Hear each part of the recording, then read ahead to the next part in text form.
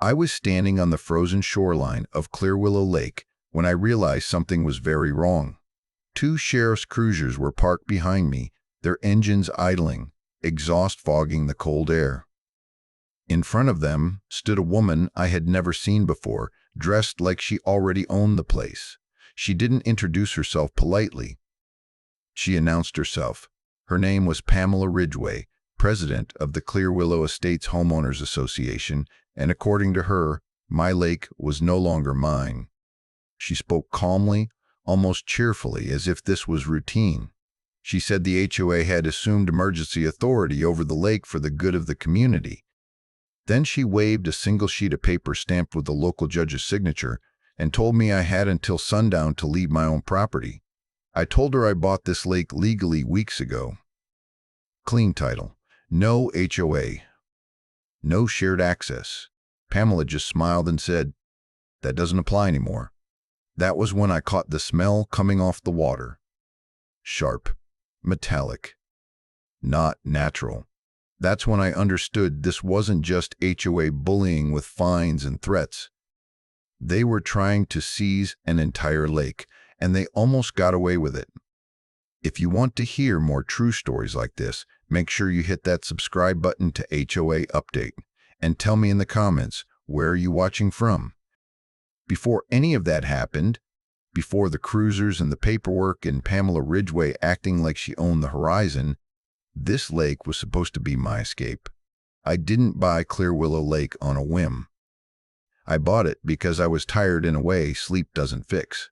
For years, I worked as a civil water systems engineer, bouncing from project to project, fixing problems nobody wanted to talk about until things were already broken.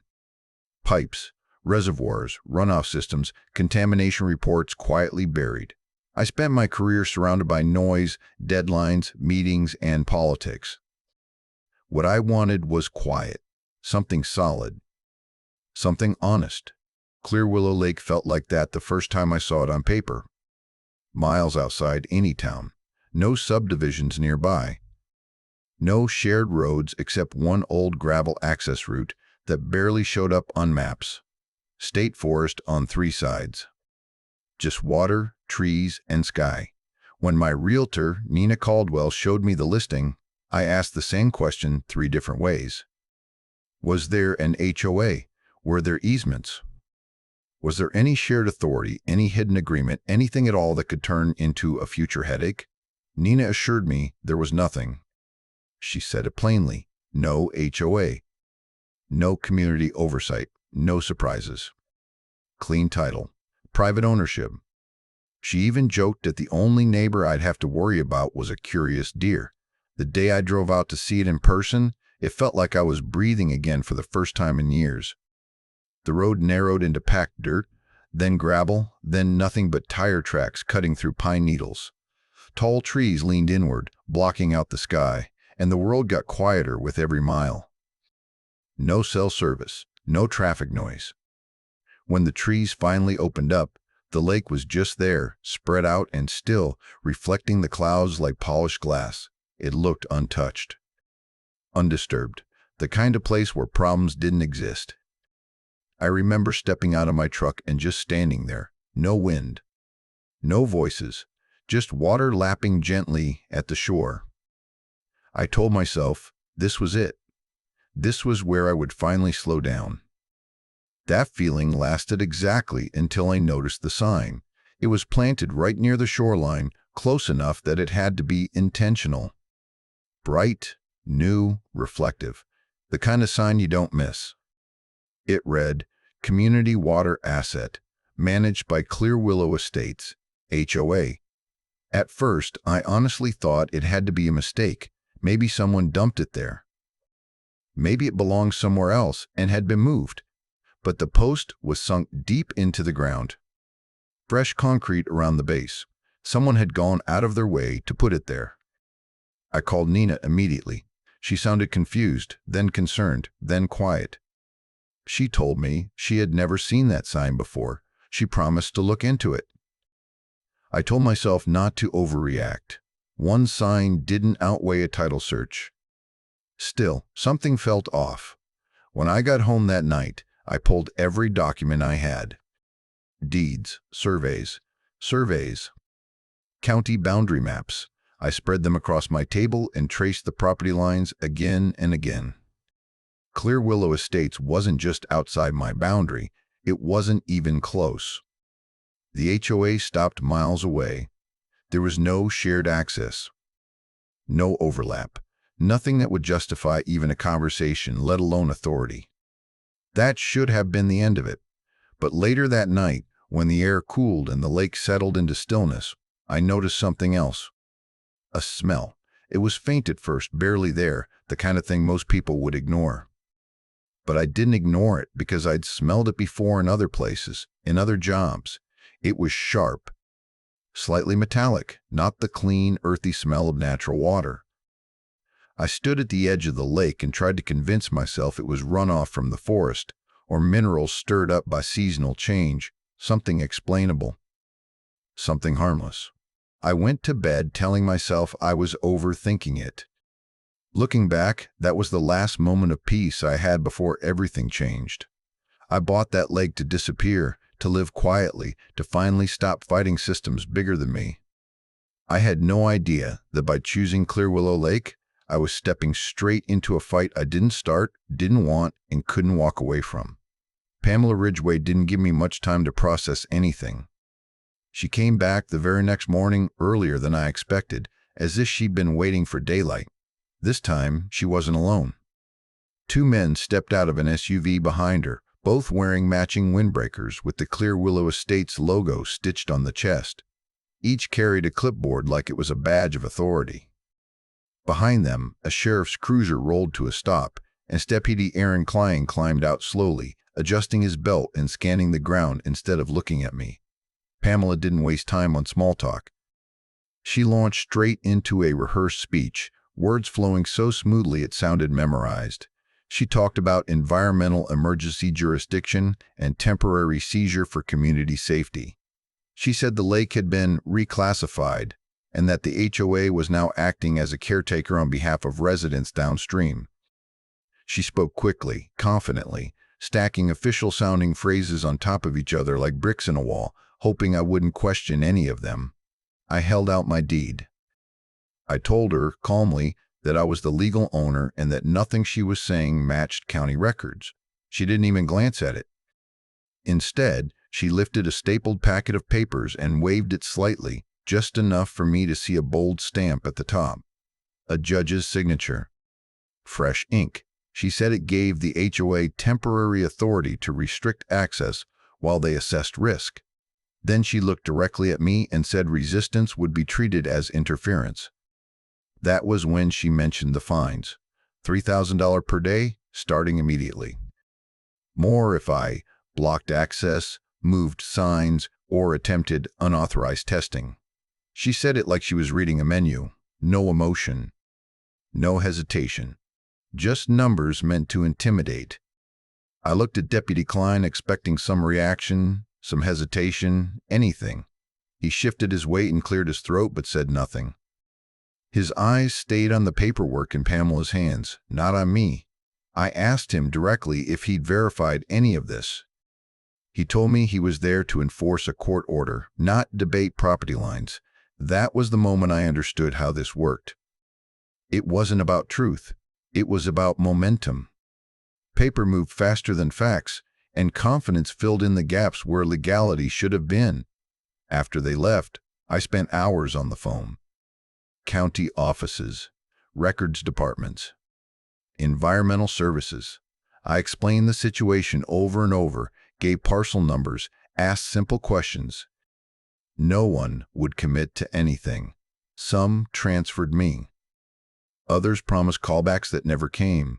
A few told me, gently, that if a judge had signed something, my best option was to comply and sort it out later. Every call ended the same way. Vague answers and polite distance. By sunset, I felt boxed in. That night, my phone rang just after dark. It was Nina Caldwell, the realtor who sold me the lake. Her voice was barely above a whisper. She asked if I was alone. She asked if anyone else was there.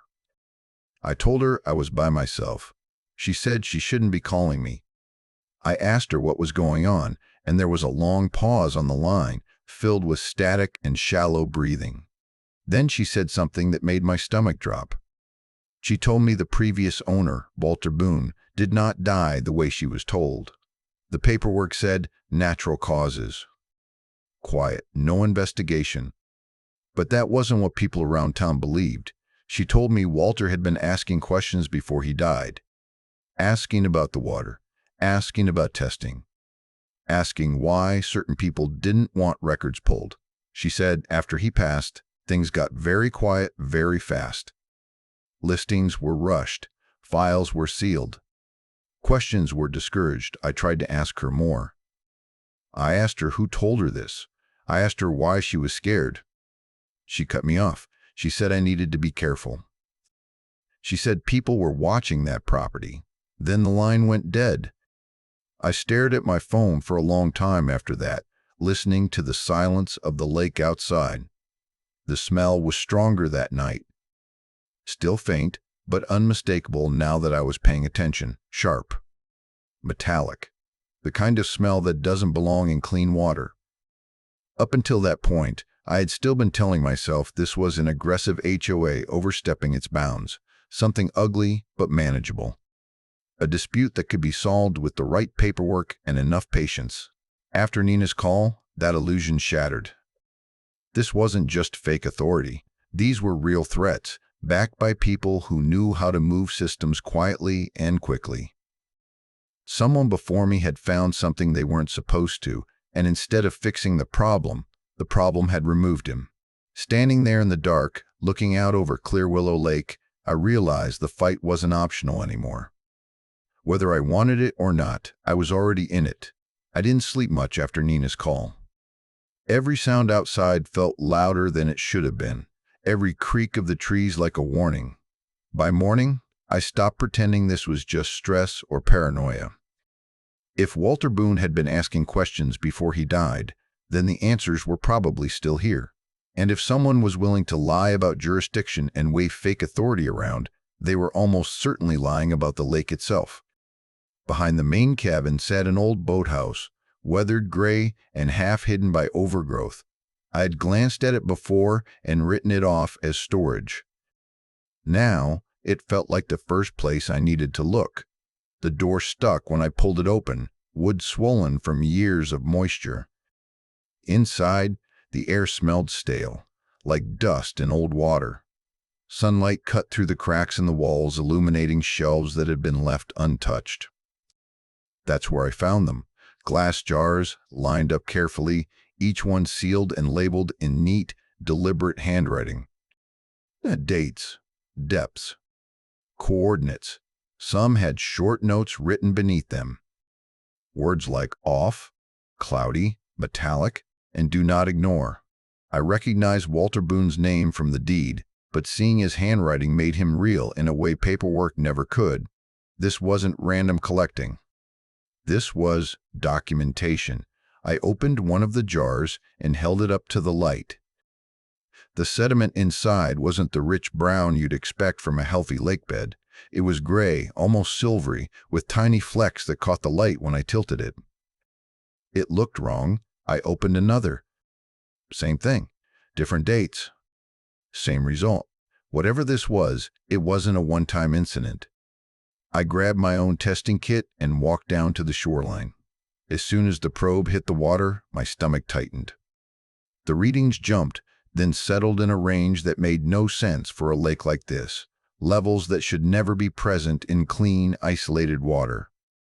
I recalibrated and tested again, hoping I'd made a mistake. I hadn't. As I worked, I became aware of a sound that didn't belong. An engine. Low and steady. I looked up toward the ridge road and saw a black SUV parked just far enough back to blend in.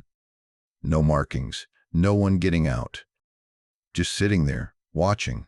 I told myself it could be a hunter or a lost driver, but it didn't move. Not while I packed up my equipment, not while I walked back toward the cabin. It only pulled away after I went inside. That night, the call came. The number wasn't blocked, but it wasn't familiar either. When I answered, there was a brief pause, then a man's voice, calm and flat. He didn't introduce himself. He didn't threaten me outright. He just said I needed to stop testing the water. He said some places were better left alone.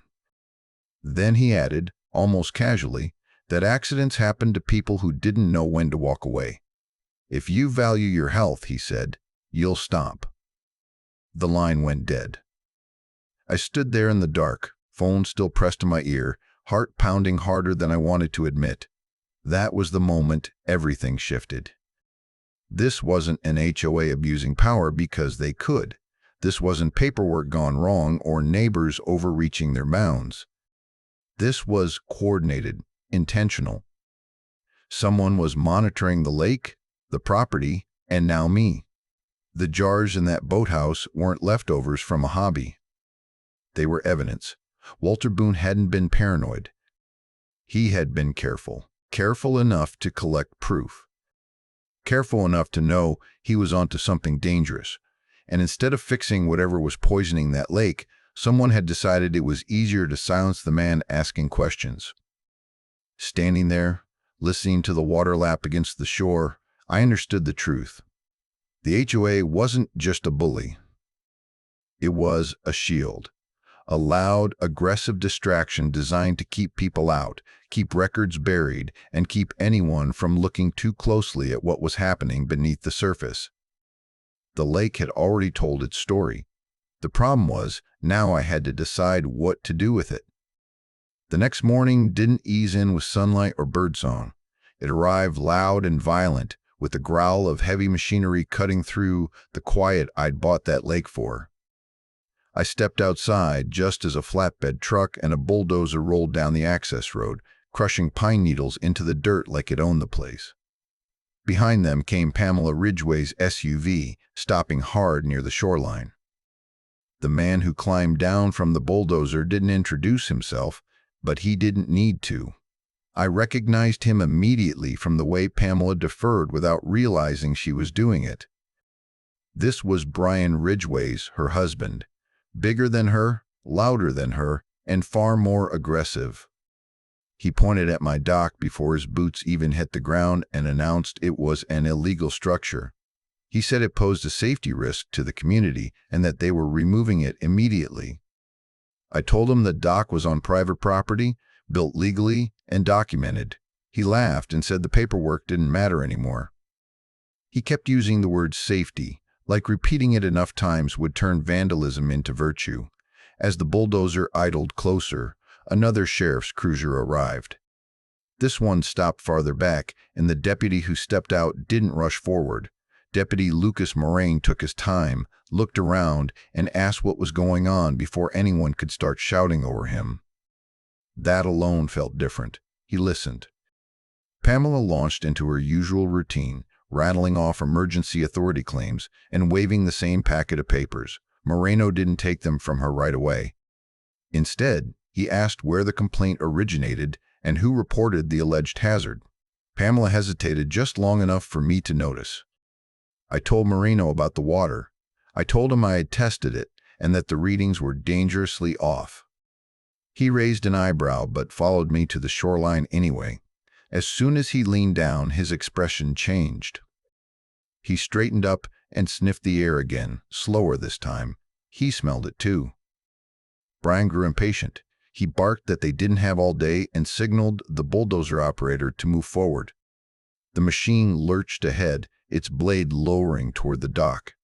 Moreno stepped between it and the water and raised his hand, ordering them to stop until he understood what was happening. Brian ignored him and turned away, pressing a radio to his shoulder. That's when I heard it. Low, angry, and meant for someone else. Brian muttered that they needed to finish this before the senator gets impatient. The word landed like a drop plate. Pamela snapped her head toward him so fast it startled even him. Her voice went sharp and tight as she told him to stop talking. For a split second, the polished confidence she'd worn like armor cracked. She was scared. Moreno caught it too. His posture stiffened. He asked Brian who he was talking about. Brian brushed it off, saying it was none of his concern and that this was an HOA matter. But the momentum was gone. The bluff had slipped.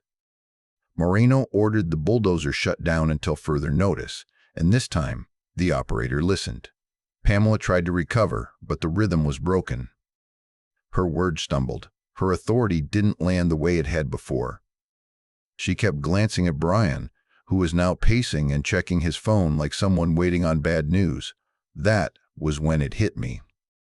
This wasn't confidence. This was urgency. The HOA wasn't acting because they wanted control. They were acting because they were running out of time. The dock wasn't the problem. The lake wasn't even the problem. Evidence was.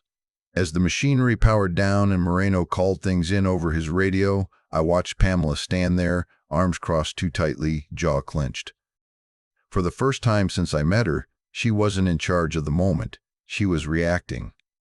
And people who react like that aren't enforcing rules. They're panicking. The weather turned that afternoon like the lake itself was reacting. Clouds rolled in fast and low, swallowing the ridgeline and darkening the water until it looked almost black.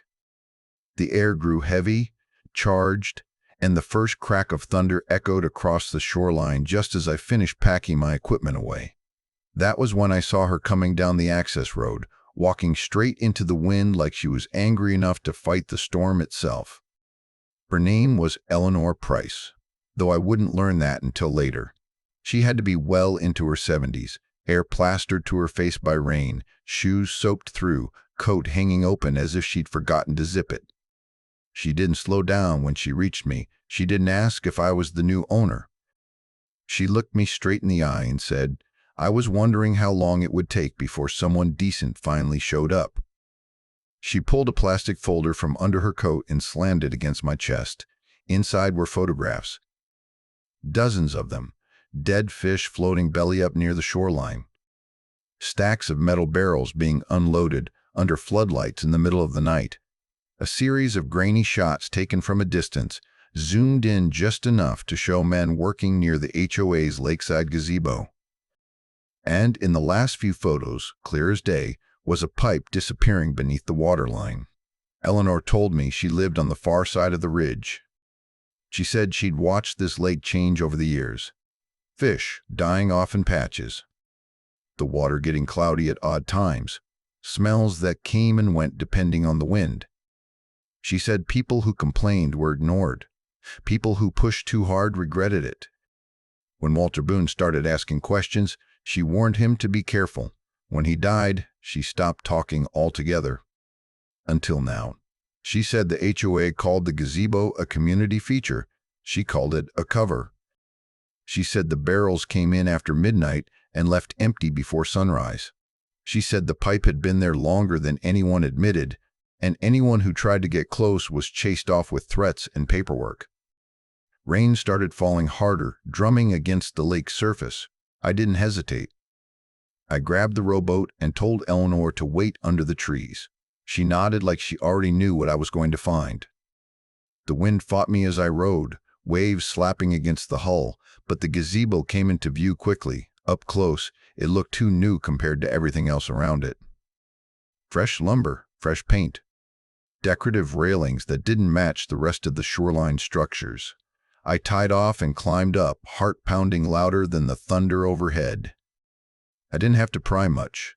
One loose board gave way under pressure, and there it was. A pipe thick enough that I couldn't wrap my arms around it. Industrial grade. Modern. Bolted in place and running straight down into the lake. It wasn't old. It wasn't abandoned. Water residue clung to the fittings, slick and slightly iridescent when the lightning flashed. This wasn't runoff. This wasn't accidental. This was deliberate infrastructure. My hands were shaking as I pulled out my phone. I recorded everything. The pipe, the fittings, the markings stamped into the metal, the exact location.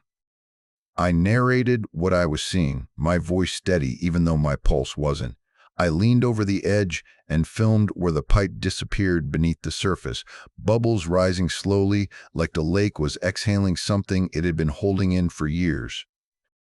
When I rowed back, Eleanor was still there, rain-soaked and unmoving. She didn't ask what I found. She saw it on my face. She just nodded once and said, "Now you know." The storm broke fully then, rain pouring down in sheets, thunder cracking so close it rattled my chest. I stood there drenched, staring out at Clearwillow Lake, and something inside me settled into place. This wasn't about an HOA anymore. This wasn't about fines or fake authority or paperwork waved in my face. This was illegal dumping. Environmental contamination, coordinated obstruction. The kind of thing that didn't get handled at a county office or an HOA meeting. The kind of thing that crossed into federal territory the moment it touched protected water. I sent the videos to multiple secure backups before I even went inside. As the rain washed over the shoreline, I realized the Ridgeways hadn't been trying to control the lake. They'd been trying to hide it. And now that I'd seen what was beneath the surface, there was no pretending this was just a neighborhood dispute. This was a crime scene. By the time the storm passed, I knew exactly where I needed to go next. Evidence in my hands didn't matter if the foundation underneath it stayed buried. The HOA had survived this long because no one bothered to open old drawers or question quiet assumptions. If Clearwillow Lake had been protected before, the answer would be sitting somewhere dusty and forgotten, not posted on a website or referenced in any recent filing. So the next morning, I drove into town and walked into the county records office. It was the kind of building people passed without noticing. Beige walls, fluorescent lights, a waiting room that smelled faintly of paper and coffee that had been reheated too many times. There were no lines, no urgency, just a handful of desks and a few clerks working in silence. I asked for historical property records tied to Clearwillow Lake, expecting resistance or confusion. Instead, a man at the far end of the room looked up slowly and nodded. His name was Martin Hale. Martin didn't say much. He didn't ask why I wanted the files or tell me it would take weeks. He simply asked for the parcel designation and disappeared into a back room. I could hear drawers opening and closing, the soft scrape of folders being moved. When he returned, he was carrying a thin, faded file that looked older than anything else in the building. He set it down in front of me and said, almost apologetically, "People forget about this one." Inside were documents stamped with federal seals I recognized immediately. Monitoring agreements, environmental designations, letters between agencies written decades apart, but all referencing the same body of water. Clearwillow Lake wasn't just private property. It had been designated as a federally protected environmental monitoring site in 1957. The designation had never been revoked, transferred, or overridden. It had simply been ignored. I felt my chest tighten as the implications sank in. That pipe, the dumping, the intimidation, the so-called seizure order, none of it was just unlawful. It was federal obstruction, interference with a protected site, fraud, environmental crimes layered on top of each other like sediment at the bottom of the lake. Martin watched my reaction carefully. He told me, quietly, that he'd always wondered why certain files were never requested, why some records were treated like they didn't exist. He said there had been complaints over the years, but they always vanished before anything moved forward. He slid the file closer to me and said, "If you're going to do something with this, don't wait." I didn't. I stepped outside and made one call. Dana Whitaker, Department of Justice, Environmental Crimes Unit. I didn't embellish. I didn't speculate. I told her exactly what I had: contaminated water, photographic evidence, an active discharge pipe, intimidation, a fake seizure order, and federal designation paperwork that had been ignored for decades. She listened without interrupting. When I finished, there was a pause. Then she told me something that changed the tone of everything. She said I needed to stop engaging with the HOA immediately. No more conversations. No more arguments. No more warnings. She told me not to remove anything else or confront anyone. She said the situation was now outside my hands. Help was already coming. She didn't tell me when. She didn't tell me how. but her voice was calm in a way that carried weight. The kind of calm that comes from knowing exactly what authority you're about to exercise. Before she hung up, she told me I'd done the right thing and to keep myself visible but quiet. As I sat in my truck outside the records office, file resting on the passenger seat, I finally understood why the Ridgeways had been so aggressive, why they'd rushed paperwork through, why they'd panicked when testing started. They weren't afraid of fines or lawsuits. They were afraid of this file. The HOA's entire operation had been built on one assumption, that nobody would ever check the past, that records would stay buried, witnesses would stay quiet, and the lake would keep absorbing whatever they fed it without complaint. But paper has a long memory, and water keeps its own records. By the time I drove back toward Clearwillow Lake, the air felt different, lighter. Not because the danger was gone, but because the truth had finally reached someone who couldn't be intimidated or rushed. Whatever happened next was no longer a private fight between me and an HOA. It was a federal matter now. I woke up before sunrise to a sound that didn't belong in that valley. At first, I thought it was thunder returning, low and distant, rolling across the hills. Then the window started to vibrate. The air itself seemed to press down, heavy and loud. I stepped outside just as the first helicopter crested the ridgeline, rotors chopping through the morning fog like it was cutting the sky open. Then another appeared, and another. Within minutes, Clearwillow Lake was no longer quiet. Black SUVs rolled in from every direction. Trucks with no markings followed. Men and women in dark jackets moved fast and deliberately, setting up perimeters, placing cones, stringing tape. They didn't ask permission. They didn't explain themselves. They already knew exactly where they were and why they were there. Pamela Ridgeway arrived screaming.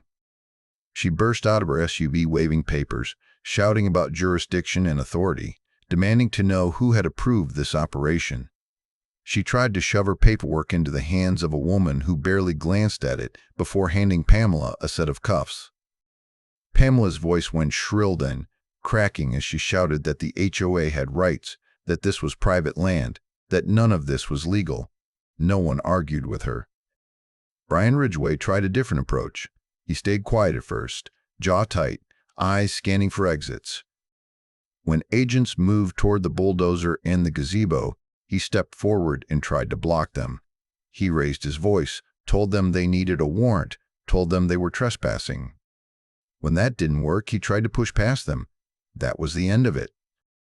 They put him on the ground and restrained him in seconds. The confidence drained out of him as fast as it had appeared. The same man who had barked orders and threatened destruction just days earlier now sat in the dirt, breathing hard, staring at the lake like it had betrayed him. Agents moved with purpose after that. The pipe under the gazebo was documented, tagged, and sealed off. Water samples were taken from multiple depths. Drones buzzed overhead, mapping everything the storm clouds had hidden. The bulldozer was flagged as evidence. Phones were collected. Vehicles were searched. Nobody from the HOA was in charge of anything anymore. Later that morning, I learned the judge who signed the seizure order had been taken into custody at his home. No press conference, no statement, just gone. The paper he'd stamped had unraveled the moment federal authorities stepped in and asked why a local court had interfered with a protected site.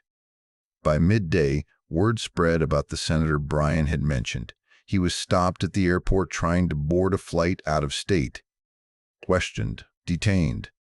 His name vanished from schedules and public appearances before the afternoon news cycle even finished spinning up. Whatever protection he thought he had evaporated the moment federal eyes landed on Clearwillow Lake. The HOA didn't fight after that. It couldn't. Within days, Clearwillow Estates was dissolved. Bank accounts were frozen. Assets were seized.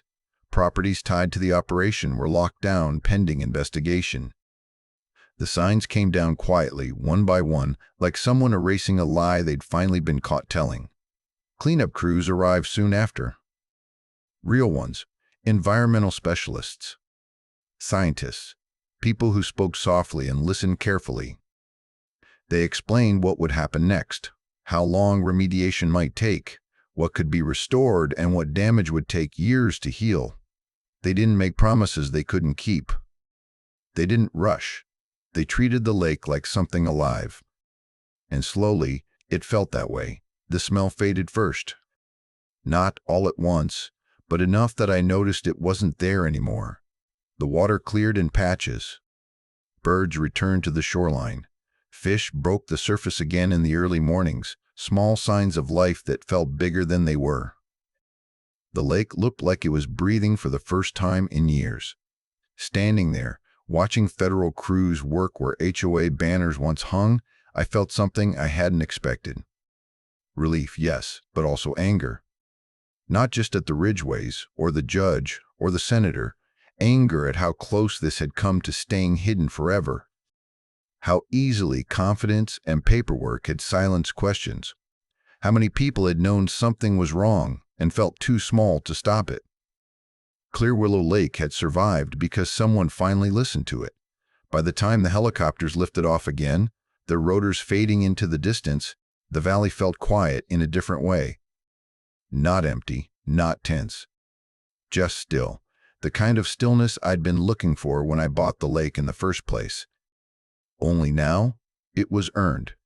When everything finally went quiet again, I had time to think about what had really happened here. The Clearwillow Estates HOA never had real power, not over me, not over the lake. What they had was confidence, volume, and just enough paperwork to scare people into stepping back. They spoke loudly, moved fast, and relied on the fact that most folks don't have the time or energy to question authority when it sounds official. That illusion carried them a long way. But illusions don't hold up against records, and they don't hold up against water.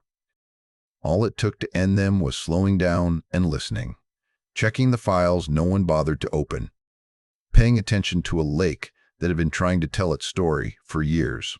Once the truth surfaced, everything the HOA built collapsed almost instantly. Their threats meant nothing. Their rules evaporated. Their authority vanished the moment real oversight arrived. Clearwillow Lake is still healing, but it's healing honestly now. I stayed on as its caretaker, working with the remediation teams, monitoring the recovery, making sure nothing like this gets buried again. Some mornings I stand at the shoreline and watch the fog lift, fish breaking the surface, birds returning. It feels like the lake finally belongs to itself again. If there's one thing this experience taught me, it's that bullies don't win because they're right. They win because people stay quiet. Silence lets bad things sink deeper, whether it's corruption, intimidation, or poison in the water. The moment someone speaks up, documents the truth, and refuses to be rushed, the whole scheme starts to unravel. If you want to hear more true stories like this, make sure you hit that subscribe button to HOA Update. And tell me in the comments, where are you watching from?